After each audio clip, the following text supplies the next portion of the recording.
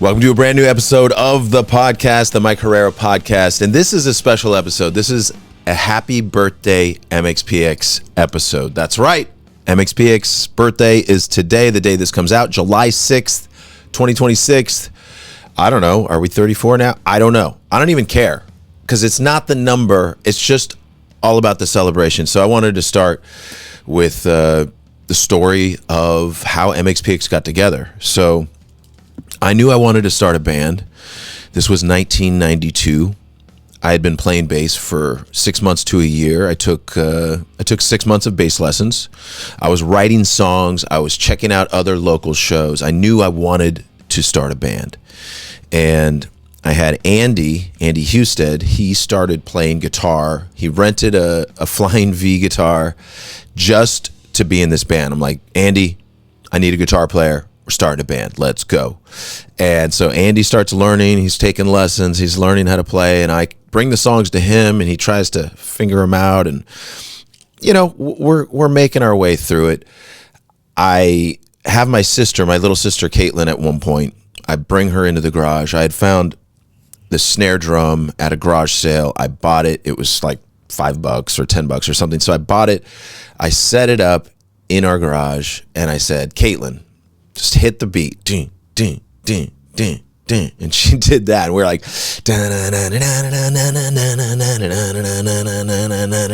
she's like,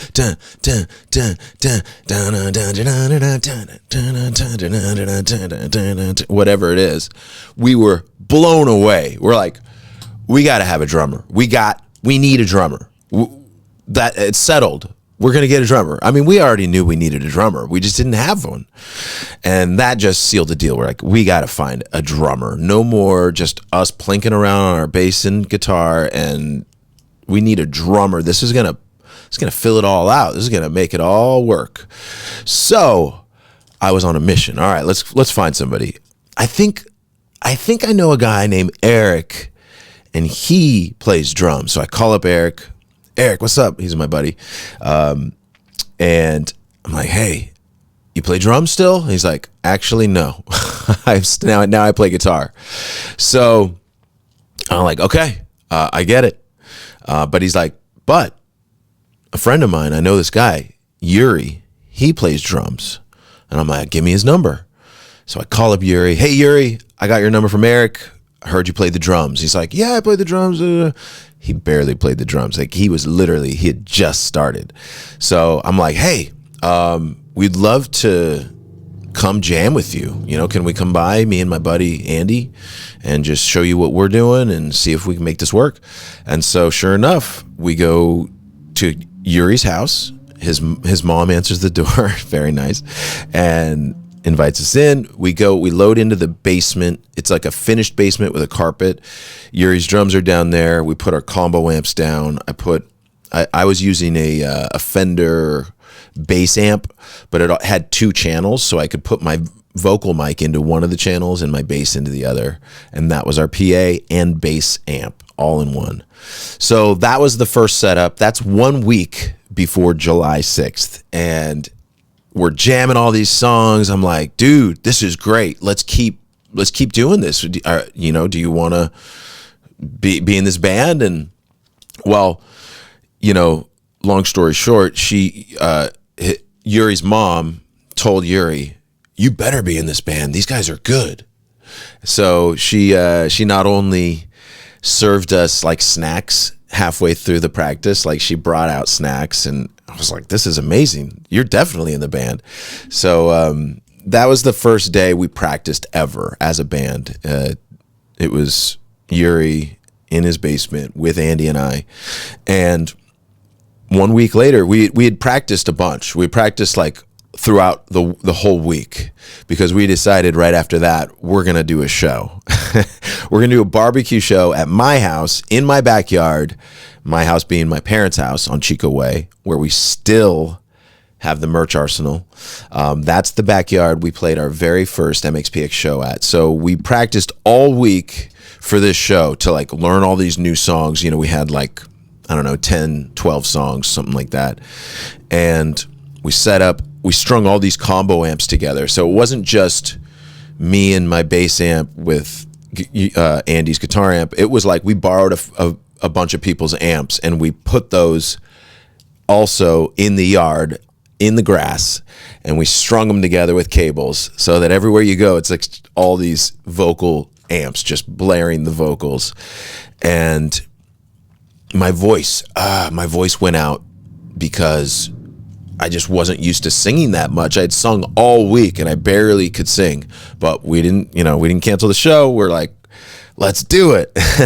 We go out there, and for some reason at the same time, we decided to wear weird hats, like funny, weird hats. So each of us had this weird hat we would wear during the show.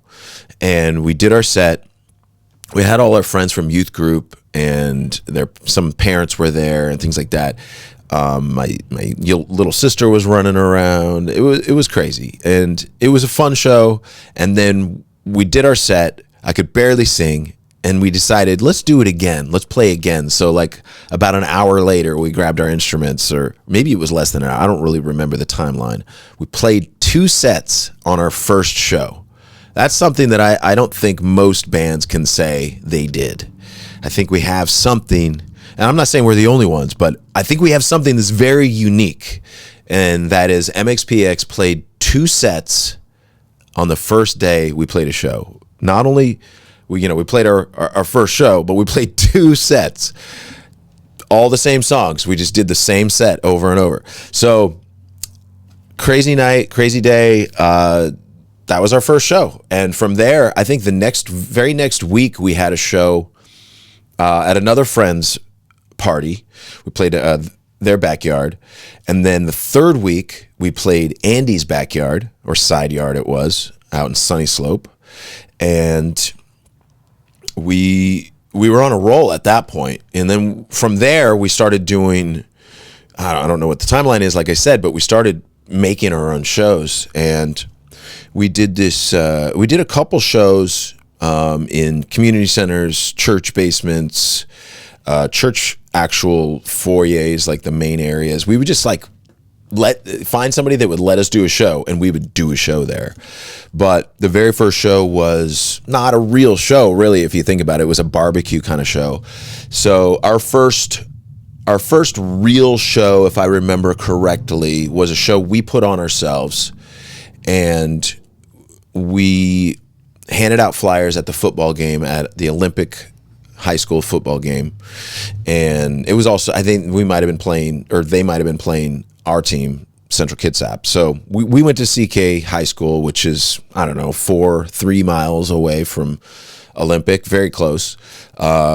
All these people kind of just grow up sort of together, but if you're in one school, you may not know a lot of the other people from the other school. And then, of course, there's Bremerton High School. So there's 3 high schools right in the same area: Central Kitsap, Olympic High School, and Bremerton High School. There also is an Olympic College, so don't get confused. So that was our first real show. Is we were down the street handing out flyers on a Friday night for the next night, which was a Saturday night show at basically the church where we grew up going to youth group and all that. We did all our activities. We'd skateboard in the parking lot, all these crazy things. They let us set up and do our thing, and there was really no adult oversight. And we did the same thing. We didn't have a real PA. We strung up a bunch of amps, and we got a keyboard amp that was clean, and we put the vocal through that. But the reason why I feel like that was a real show was because, one, it was open to the public. Not that the first show wasn't open to the public, but it just didn't reach the public. So it was open to the public. It was on a real stage, and we promoted it, and it was packed. The place was packed out. I want to say we had 200 to 300 people in that place, maybe less than that, but it was absolutely jam-packed. And from there on, we were just driven to just keep going. And I wouldn't say the rest is history, because we're still making history. We're still doing things that are cool. But that was where it all really began. And it began in such a short amount of time. Like, I'm talking 1 week from our first practice to our first show. 1 week. Who does that? And our first show was 2 sets in one. What a crazy, crazy day, crazy night, crazy week that was, you know? And it really just kickstarted us into everything we've done since then. We started playing Vancouver, BC. We started playing Seattle, of course. Not to put, you know, this isn't in any sort of chronological order, but we started playing Portland, Oregon, Seattle, Vancouver, BC, all these 3 major cities around Bremerton. Of course, we're playing Bremerton, we're playing Port Orchard, we're playing, I don't think we ever played Paulsbo, but we went out, we played Port Townsend, Port Angeles area, somewhere in there.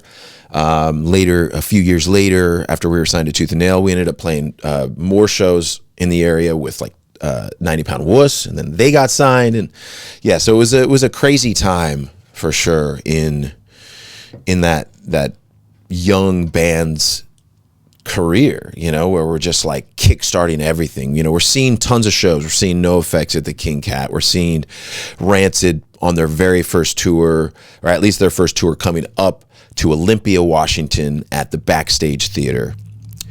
We're seeing the Gits in Bremerton, Washington. We're seeing Hester Prynne, or is it Prynne? I'm not sure how they pronounce that. And they were a Seattle band that sounded great. They were just really good. And they, you know, they never made it big and toured maybe nationally, but like they were good enough to do that if they had that opportunity. And so, you know, I knew what good bands were like. Going back, you know, I was talking about Bad Juju last week. Talk about them again. We were seeing Bad Juju locally before MXPX was a thing. I mean, by the time MXPX was a thing, Bad Juju was not a band. But that was leading up to MXPX. It was like, I don't think we could have or would have known maybe the things that were possible and the things that we should be doing on our own if it hadn't been for watching Bad Juju and watching other bands in the area put on their own shows. So that we just picked up where they left off, started promoting our own shows. You know, talk to those guys and be like, yeah, you go to DJ's Music in Silverdale, you rent a PA from them, you rent anything else you might need just for the weekend, and you bring that to your community center, church, basement, wherever you are, you bring that, and there's your show. And you know, you pass out flyers and you charge $5 and a can of food or whatever it is, $3. Like $5 was kind of like the most you would charge. And so we kind of learned those early ropes from just kind of watching what local bands around us were doing. And, you know, we saw, you know, I want to say early on, I think, Heffacat. I think MXPX was already a band by the time I saw Heffacat, but I saw them at the President's Hall, and that was a great show. Really enjoyed that. Back then, I think Mike Moen was actually in the band. I don't know what he played, bass maybe, guitar, I don't know, but I think he might have been in the band at that point. Great band, really cool. I wish they would have done more. I wish I would have seen them more. Anyway, yeah, so we have been influenced, and I really learned a lot just by watching the local bands. And by a lot, I mean the basics. Rent a PA, take it, promote the show yourself, to everything yourself. Rent out the hall, like you go to the Boy Scouts Hall in Silverdale, Washington, in Old Town Silverdale. You can rent that out for like $150, $175. You have to have like some sort of like damages deposit that you would put down for cleaning and damages, and a lot of times people would be breaking things. You know, you go into the bathroom and like the countertop's broken, and you got to pay for that. You know, so we only did, I think, one show there, but there, you know, there was a lot of shows that would go on there. I think the Cooties might have played there once as well. The Zoo Cafe, downtown Bremerton. There was a time where I want to say Coffin Break played there. Of course, Neutral Boy played there.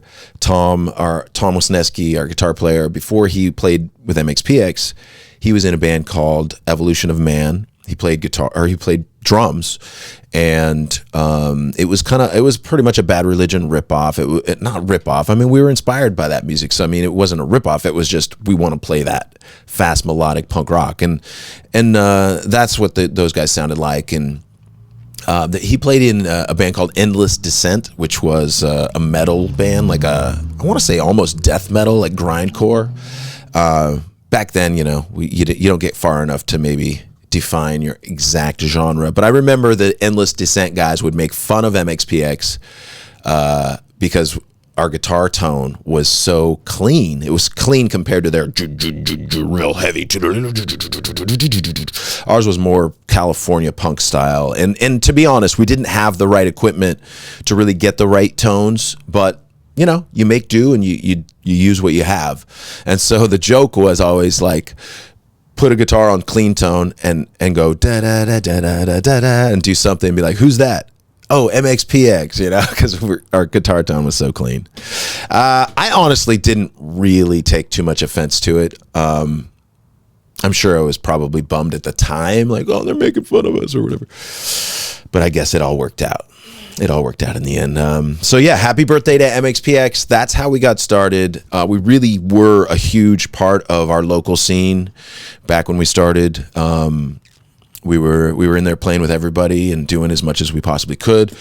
Like I said, we started playing Seattle. We weren't playing corporate events and like real clubs. We started playing house parties. So our first show in Seattle was at a house party in the U District at a place called House of Funk.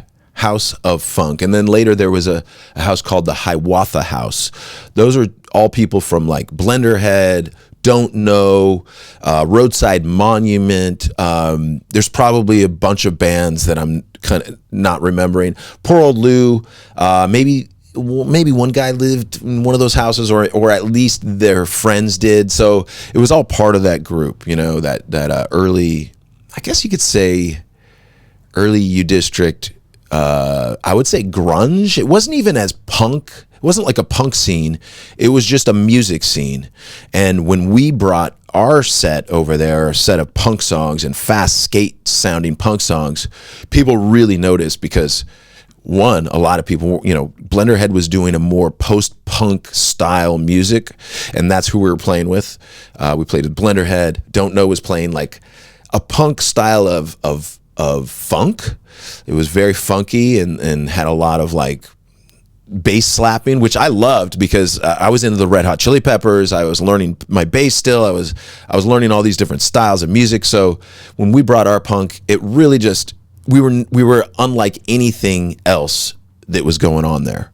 And I think the same goes for Bremerton. I mean, there were other punk bands, but nobody sounded like us. Nobody sounded like what we were doing. Everybody had a little different take on it. So that all, I think, made a factor in how we got noticed, and the fact that we were so young starting out.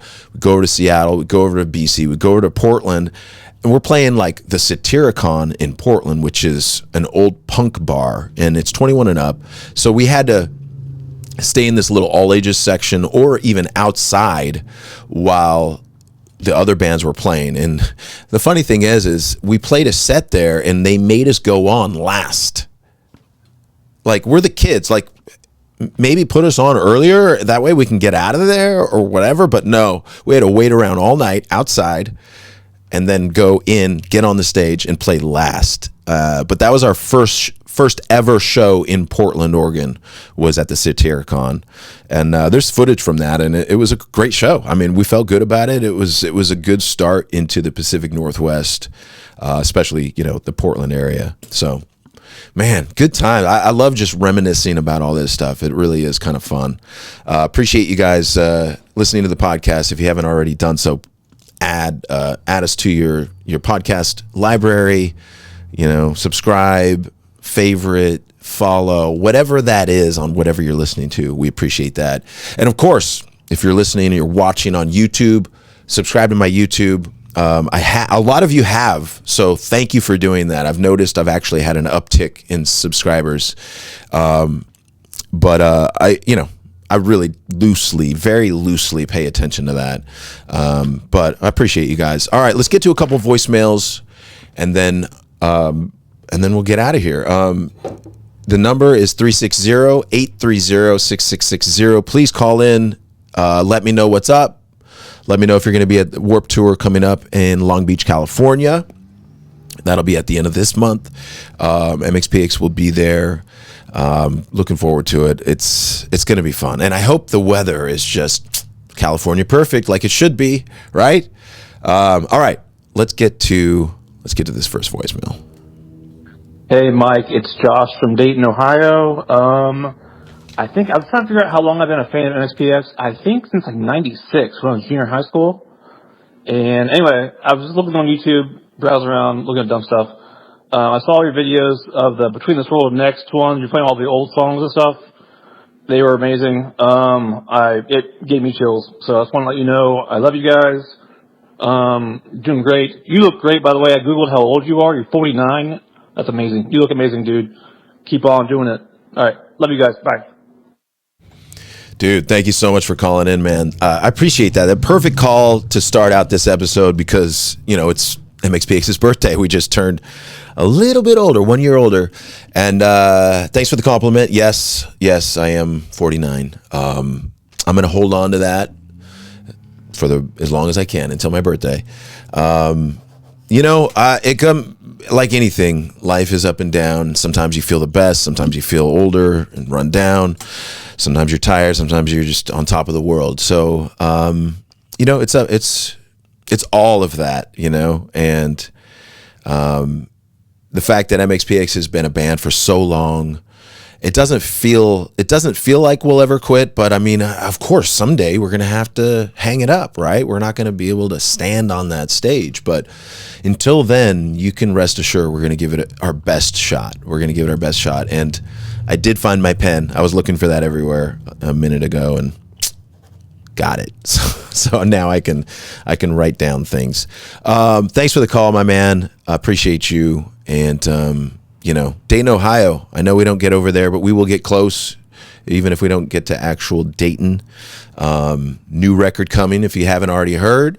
We announced we have a new record called Living in the Chaos, and it's coming out sometime this year. We don't have an exact date yet, but we are doing all the things, working on it, and I can't wait. So, new song. We've been playing Wrecked My Day at a lot of the live streams, and then live at Warped Tour, we debuted track 1, which is The Good Days. It's track 1 on the Warped Tour compilation. You can get that at Smart Punk Records. They have them for sale for like $5 each at Warped Tour. So go to Warped Tour. Make sure you don't leave Warped Tour without the physical copy of the Warped Tour CD, because that is a one and done kind of thing. It's going to be different. There will be a lot more bands on the streaming version of the compilation. So anyway, get the CD. I can't wait for this record to come out. As always, excited for you guys to hear it. Excited to play a lot of these songs live, and it's edgy. It's got a lot of grit to it. For MxPx, that is, I guess you could say. All right, what do we got next? Hey Mike, this is Jamin Marshall from Larry and his Flask. I played the drums and got to see you guys play Warped Tour recently, and we're going to be on Warped Tour in Long Beach as well. And we're doing a bunch of touring, playing some festivals, and I was wondering if you would have a couple of us on your podcast, maybe before this West Coast tour before Long Beach. I know Ian's been on your show before, and I would love to be on it as well. Yeah, give me a call back, man, if that sounds cool. We'd love to come on and talk about the reboot of Larry and his Flask and what we've been up to and the growth of the band and all of that good stuff. So, yeah, give me a call back, man, 7248057. So much. And like I said before, I'm a huge fan of MxPx. Love your shit. All right, peace. Dude, thank you. Yes. Answer is yes. And it kind of seems like I need to get you guys on that ASAP because we are in the month of July. And you know what that means? That means things move fast. So I actually heard from Ian as well. Ian hit me up and he's like, hey, let's do the podcast. I'm like, so yeah, let's just figure it out. I'll DM you and let's try to get it done this week. That's it. All right, thank you.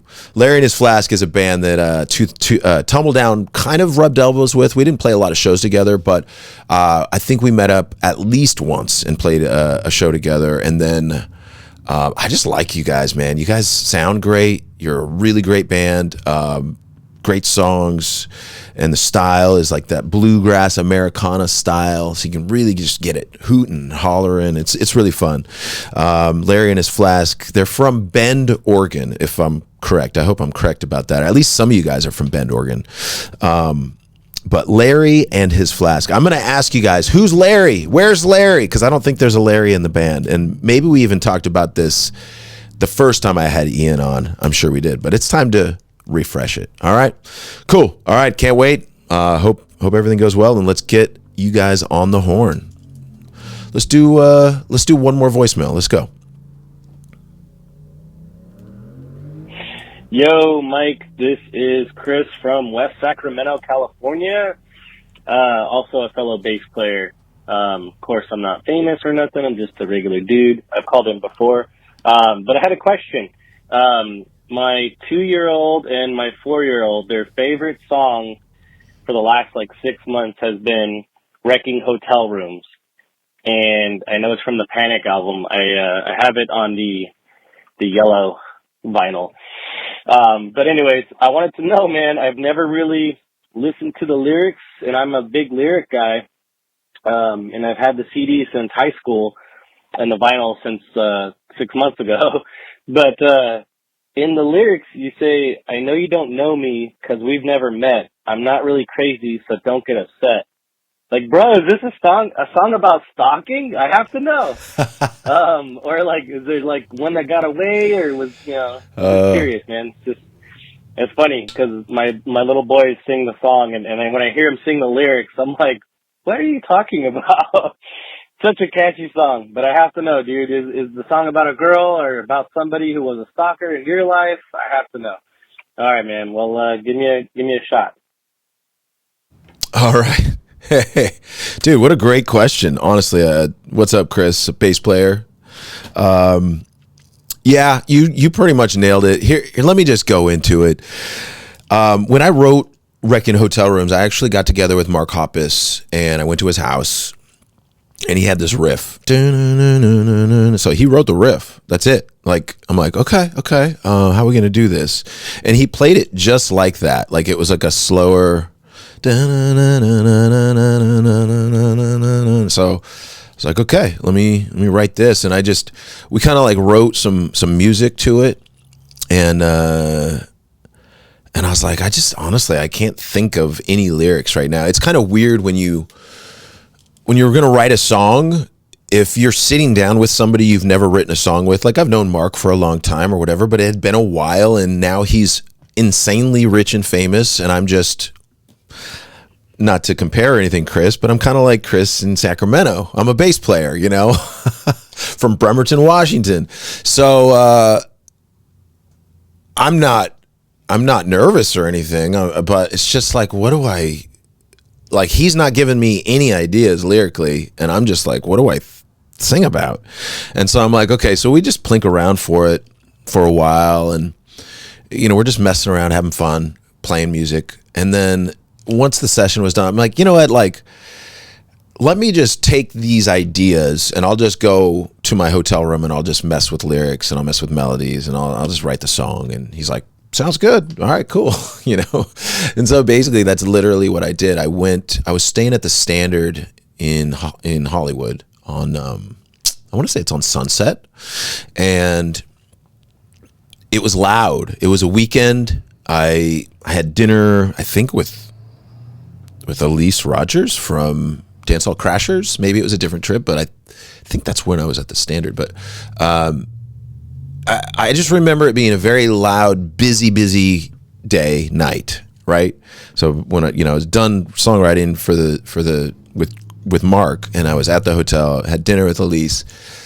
She went her separate way, and I went back to my hotel room, and I'm like, okay, pick up the guitar. Got to figure this out. I'm going to write a song. And so I'm in my hotel, and I could hear on the street just noise. It's just noisy. And I'm sitting on my bed and I'm staring at the door and I'm just looking around the room. All my stuff's just everywhere. I didn't wreck the hotel room. It wasn't wrecked, but I was suddenly had an idea for a song. And so I wrecked your hotel room. I wrecked your hotel room, crashed up the car, slept in the gutter. I was thinking about destructive people and destructive things. And I thought about our merch guy at the time, Adam. He woke up in a gutter in not Venice. It was Vienna, Austria. He had missed bus call. He was so wasted. He woke up in a gutter and it was just raining down on him. And he was telling us this story. And so like that popped into my head. Slept in the gutter. I'm outside your door. So like he went and knocked on I think it was Pennywise's bus. Hey, you know, like, and this is the same story where Tom Wisniewski and one of our other crew guys just so happened to have gotten left. They were on Pennywise's bus and they found each other because they both missed our bus call. And we happened to be at the train station or something picking up a bunch of merch. So anyway, back to this song.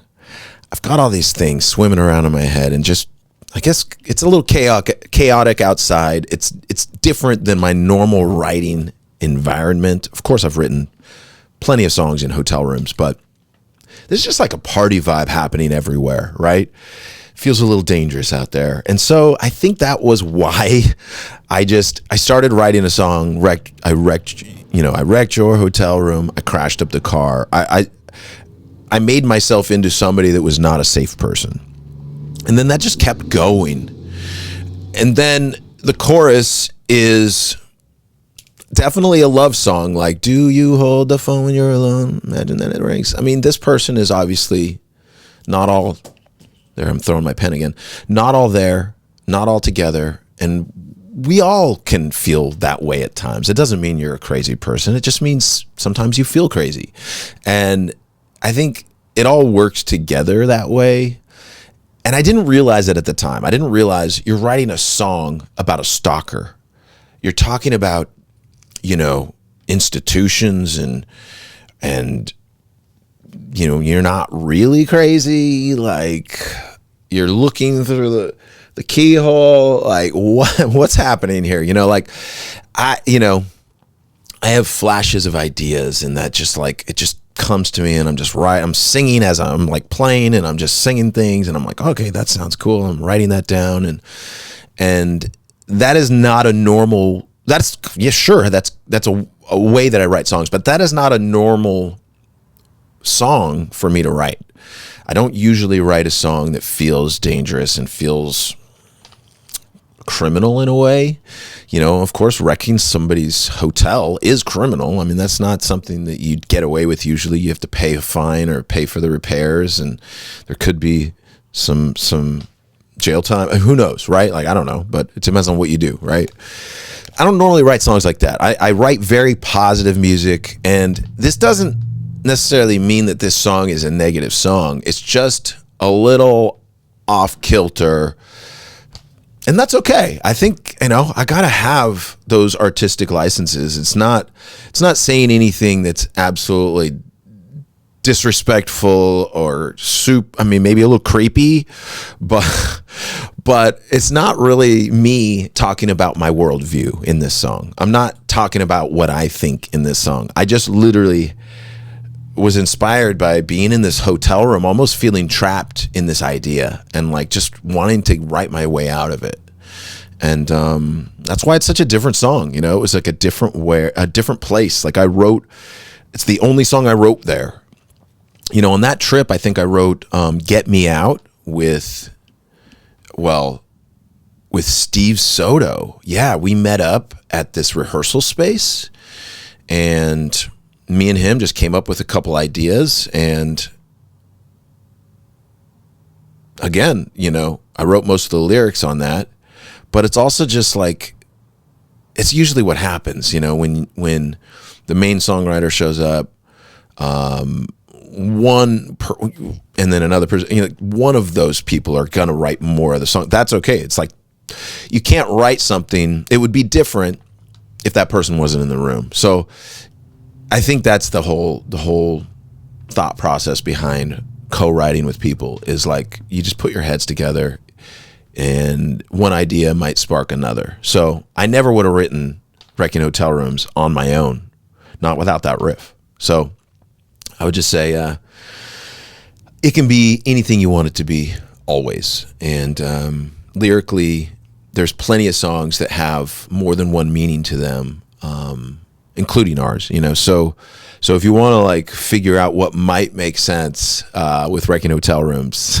please do. I don't mind at all. But I'd love to hear any longtime fans, or you don't have to be a longtime fan, but like people that have listened to this song for a long time and are hearing this new perspective, and maybe you never thought about that. What does that do to the song? Does it ruin the song for you? Does it give it more depth, more context? Does it make the song better? I don't know. I would love to hear you and hear your opinions on that. The number is 360-830-6660. Please call in. If you're outside the country, add a +1 to that number. Call in, leave me a message. All right. That's it, you guys. Thank you so much. Happy birthday to MXPX. Shout out to Thomas Nesky, Yuri Ruley, Andy Husted. I couldn't have done any of this without you guys. And man, honorable mention for Chris. He's our new guy, Chris Atkins. We've had a lot of people along the way that have played second guitar, I guess fourth member, but second guitar for us. Seth Roberts, Neil Hunt. Who else have we had? Andrew. Yeah, I didn't do my research on looking back on all this, but shout out to everybody that's been part of the team and been part of this MXPX family all these years. Shout out to Tommy Rat. Even shout out to Creighton Burke. I mean, you know, we wouldn't be here without all the terrible things that he did for us. So if we ever do a documentary, which I'm sure we will, I was talking to Ryan Holiday about that, I think on his podcast, like when we finally do a documentary, we're going to have all the negative characters as well from our career, you know, and that includes Creighton Burke, one of our old managers. He was our first real actual manager, and that story is a doozy. It really is. And yeah, maybe I'll tell it on another time. But I appreciate all y'all for listening to MXPX. If you haven't already done so, please add all our new stuff. Self-titled, MXPX Find a Way Home. Those are our 2 latest albums. We've got a bunch of singles out. 100, Can't Keep Waiting, Worries, Fever Dream, Say Yes. There's a bunch of singles out there. Set a Fire. Add those, check them out. Maybe you missed some of those songs that you would really love. Can't Keep Waiting. A lot of people really, really love that song, but it's also a song that a lot of people don't even know. So, not every song is going to make it, right? Like if you put out a bunch of singles, there's a couple that people will kind of miss. Like, I don't know where I was when that came out, but I don't remember that song. That happens. So here's your chance to go back, check out the MXPX catalog, and add a bunch of stuff to your library. And please go to MXPX YouTube as well. Watch the videos, subscribe to that. We have been doing live streams here in the studio, always tweaking the audio. We're back, we're ready. I think we're going to do something this Thursday. And if that's not the case, hey, well, I'm sorry, but I think we're doing something this Thursday. So check it out on the MXPX YouTube, MXPX Facebook. There's another one. If you haven't already followed MXPX, our proper Facebook page, it always helps to have everybody there. Boom. But hey, I digress. Shout out to Bob McKnight for producing. Shout out to Christine Hall for producing. I appreciate both of you. I've got a little team going for MXPX and for the Mike Herrera podcast. Look at these stickers. If you order something from MXPX.com, you're most likely going to get an a Mike Herrera podcast sticker. That's right. So we had these made. Bob McKnight sent these out to everybody that requested these, but now we're sending them out to anybody that orders something at the store or in the store. All right. Appreciate you all. Shout out to Bremerton one more time. I'm wearing the Bremerton shirt. The World Cup has been a lot of fun. I have not been watching every game, but I've been catching highlights. I've been trying to pay attention and go down to the Bremerton fan zone now and again. I've hit that a few times with the family, just walk through, hang out a little bit, be part of the community when I'm not actually playing a show. And that's been really cool. So hope you guys have the best summer. It's not over yet. MxPx is going to be in Milan, Italy, September 5th at Punkadeka Festival. We're headlining that, so really excited for that. We'll be at all of the Vans Warped Tours, including this month in Long Beach, California, so don't miss it. And I'll be at all the Goldfinger shows as far as I know that are scheduled this year. So yeah, if you're a Goldfinger fan and you come see that, I'll be there. All right. Thank you, everybody that has purchased my Sterling Music Man Stingray bass, the creamsicle, the orange creamsicle. It is a beautiful thing. I've been playing that live with Goldfinger. So if anybody's skeptical, if anybody's skeptical about the quality of the bass, I'm playing it live. I am doing gigs with that bass. So with no backup bass too. Like I don't have an extra bass with me with Goldfinger usually, like I do with MxPx. So I'm just going for it. And you know what? It's been amazing. It sounds great. It looks great. It plays nicely. It's very cool. So life is good. Life is hard, but don't give up. All right. I trust you guys. I appreciate you guys. And hey, if you do see me in public, please say hi. I would love to say what's up, and hopefully I'm not having some weird daydream and I ignore you or something. Like I truly do want to say hi. So if you see me out there, and also this, you know, a lot of people have, you know, we're at a random gas station in Indiana with Goldfinger last weekend, and some guy noticed me and got a picture with me. So like, it's never a problem. Just ask me if you want a picture, no problem. So that being said, I appreciate you guys, and MxPx.com for everything you can think of, and the rest is gravy. All right, peace.